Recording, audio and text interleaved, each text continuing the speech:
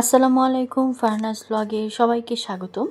কাছে এবং দূরে, দেশে এবং দেশের বাইরে যে যেখান থেকে আমার ভিডিওটি দেখছেন, আশা করি সবাই ভালো আছেন। আমিও আলহামদুলিল্লাহ ভালো আছি।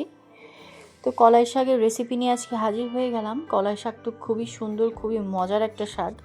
আর এই শাকটা রান্না করলে তো আর কিচ্ছু লাগে না, এতটাই মজা হয়। মাত্র একটা উপকরণে কলাই শাক যে এত সুস্বাদু হয় আগে জানতাম না। তো সেটাই আজকে শেয়ার করব।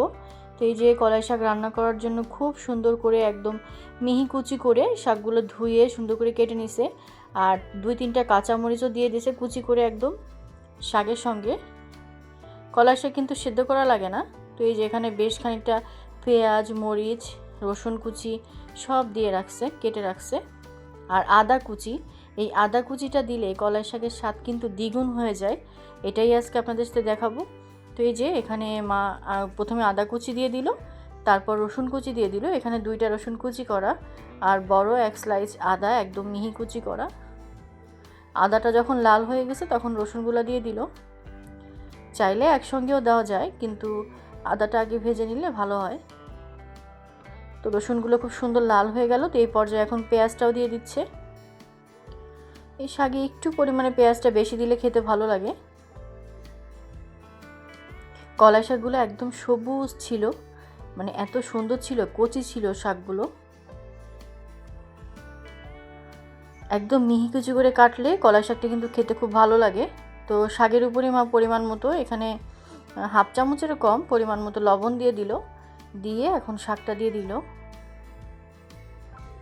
দেখতেই পাচ্ছেন কতটা সবুজ, মানে এত সুন্দর শাকগুলো। তো এখন এই যে সুন্দর করে পেঁয়াজের সাথে মিশিয়ে নিচ্ছে। চাইলে এর সঙ্গে কাঁচামরিচ বড় করেও দেওয়া যায়, তো দেখতে যাতে সুন্দর লাগে এজন্য মা একদম মিহি কুচি করে দিছে কাঁচামরিচগুলো। সবুজের সঙ্গে মিশে গেছে, বোঝাই যাচ্ছে না। 2-3টা কাঁচামরিচ দিছে বড় বড়, আর 2-3টে বড় বড় টুকরো করে দিছে। দেখুন পেঁয়াজের সাথে খুব সুন্দর করে মিশিয়ে একদম তারপর নরম জালে ঢেকে দিবে কিছুক্ষণ। এই শাক সেদ্ধ হতে খুব বেশি সময় লাগে না, একদম অল্প সময়ে ঝটপট হয়ে যায় আর এতটাই মজা হয়। তো এভাবে আদা কুচি দিয়ে কলাই শাক কারা খান অবশ্যই কিন্তু কমেন্ট করে জানাবেন। রেসিপিটি ভালো লাগলে কিন্তু একটা লাইক দিতে ভুলবেন না, আর অবশ্যই আমার চ্যানেলটি সাবস্ক্রাইব করে সবাই পাশে থাকবেন। তো এই যে একদম ঝটপট 5 মিনিটেই কিন্তু হয়ে গেছে কলাই শাক ভাজি।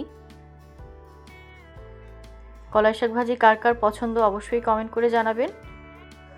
তো আজকের মতো এখানেই বিদায় নিচ্ছি। সবাই ভালো থাকবেন। পরবর্তী ভিডিও দেখার আমন্ত্রণ জানিয়ে সবাইকে আল্লাহ হাফেজ। আসসালামু আলাইকুম।